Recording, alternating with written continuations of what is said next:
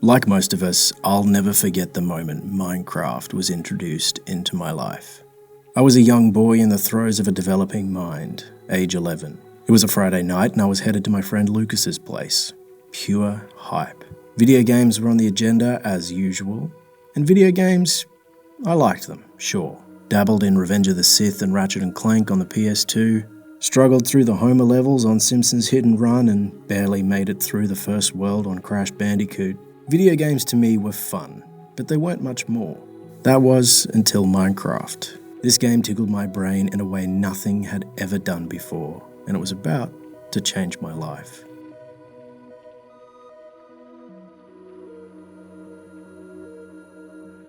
Memories of that evening are hazy, but the one thing I remember in vivid detail to this day is that moment. You see, Lucas's dad worked in IT and always knew about the latest and greatest thing in gaming. They'd both already discovered the magic of Minecraft.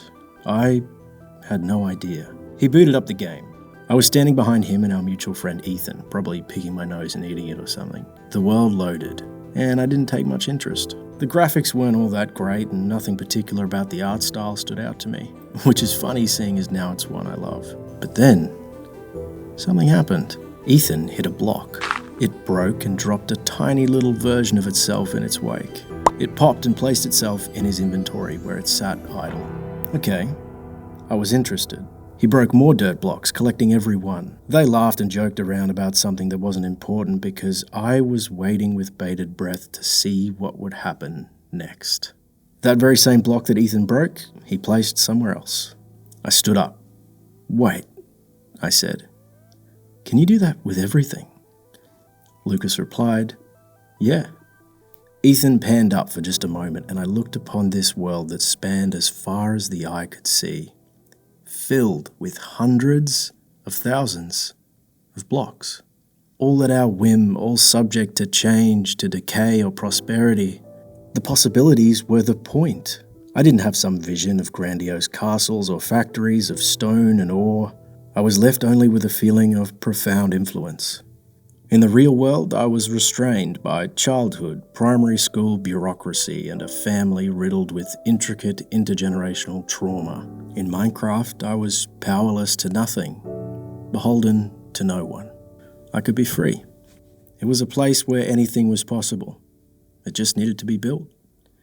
At that point, I was locked in.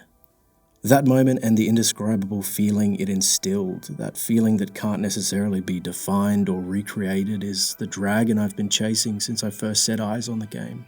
Since I obsessively played the free and extremely limited creative mode demo on Minecraft.net, to begging my mum to please buy me the full game and convincing her that the internet was, in fact, a trusted place to buy things from. Since I built my first house by the coast, since I realised I could add a second story to that house, no one was stopping me. The limit was my imagination. Since I first laid eyes on Minecraft's most fundamental mechanic, I was hooked. When usually I'd spend an hour on the computer every few days, I was now spending hours every night, mining and crafting like a madman, completely enthralled by this world which held such mystery and opportunity. I'd go into school and discuss it with my friends. "How do you build a pickaxe?" I remember asking Lucas, outside our 6th grade classroom post peanut butter sandwiches and apple slices. We had the internet, yeah, but we weren't yet conditioned to default to it for answers. Minecraft was folklore to us,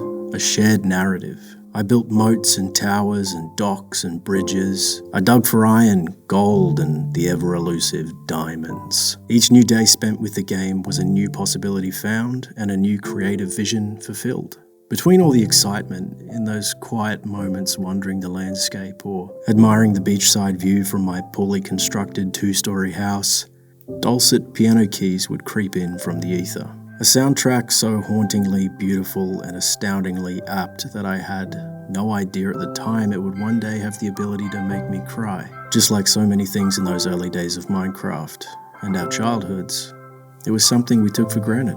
I was a young boy with a neurodivergent brain and Minecraft was my crack. A common story, but like so many things that occupied us as children, Minecraft stood out. It didn't invite us to switch our brains off. It invited us to switch them on.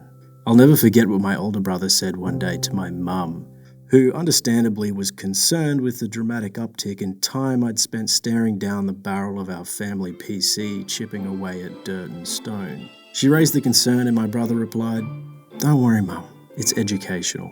It's good for him." I'd never been more grateful for something he'd said.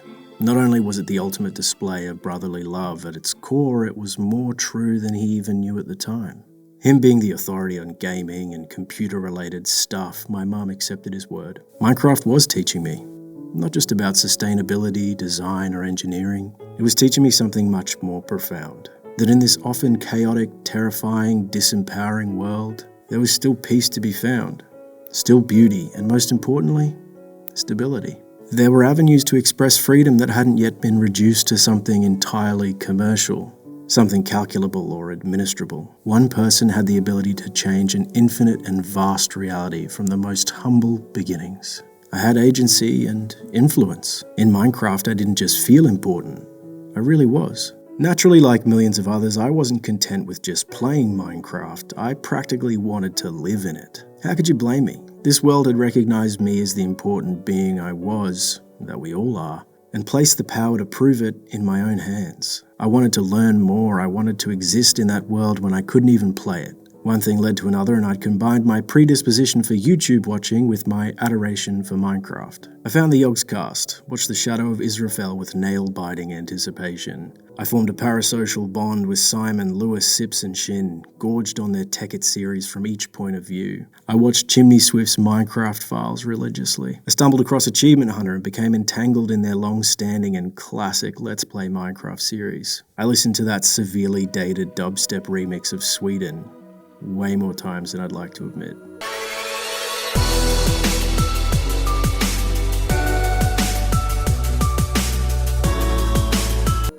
Seriously.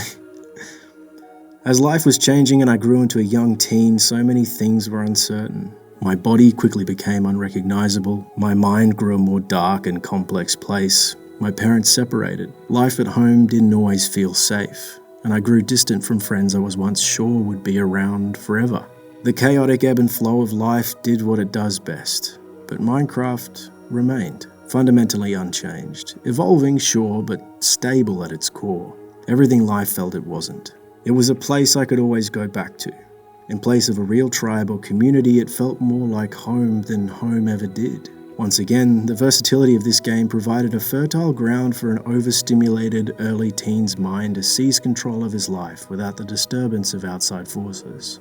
At some level, it almost feels ridiculous to speak about a video game in this context. To speak about anything with such earnest reverence is vulnerable and difficult, let alone to speak about something that in a utilitarian sense could easily be reduced to a few thousand lines of code, displaying pixels on a computer screen. But it's my firm belief, as it has been for over a decade now, that video games are art. Minecraft is art, and art changes lives. It teaches us things about ourselves we could never see were true, makes us feel things we've kept hidden in the recesses of our subconscious minds since we were small. It evokes the darkness and challenges us to pursue the light. For me, art has always made life worth living. Art embraces the uncertainty of existence with open arms. It allows for fault and fiction and fancy. It shows us the world as we feel it is and provides guidance for internal unrest. Art isn't simply content, as it is so often seen nowadays. A view that is a result of the bastardization of truth in a consumption-centric culture. Art is integral to human nature, in our development, in our understanding of the vast reality that lay before us. It molds us and guides us. It can inform or mislead. When our emotions cannot bear to live inside of ourselves, it gives them a home. For me, for many years, Minecraft was that home. When the real world was void of meaning and positive substance, Minecraft stayed. When growing responsibility and constriction became the norm going into adolescence, it remained the same and continued to allow space for an adult mind to shape the world of its dreams. A world of lush greens, trees, grass, streams and animals roaming free, fields of flowers and wheat, saturated sunsets and solemn crevasses waiting to be plundered for all their worth. I don't have access to those old worlds anymore, They sit as strings of corrupted code on a hard drive that's long past its use-by date. Whilst I'd love to go back, I find comfort knowing I can't. Those early memories with the game are significant in that they're steeped in a sense of wonder and melancholy unique to that point in time. They were fleeting. I could recover the worlds, but those feelings would remain in the past. I could never capture the magic of booting up the game for the first time in a battle with Windows Vista and Minecraft's early launcher. Recklessly downloading dodgy mod files from untrusted sources that, unbeknownst to me at the time, were infesting our family's computer with malware and keyloggers. The thought of an intersection of my other absolute favourite game, Portal, with Minecraft by way of a portal gun mod was just way too tempting. Formal apologies to my brother, who was the sorry soul left to deal with that mess. But yes, just as everything we hold dear in our lives passes, so too do those virginal moments in time spent playing the greatest game ever made.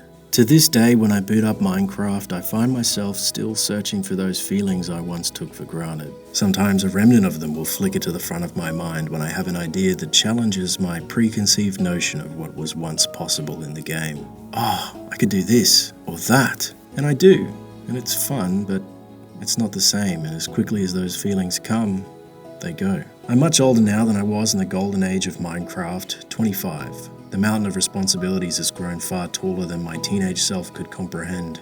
Feelings are somehow harder to feel. Spare moments to oneself are often rare.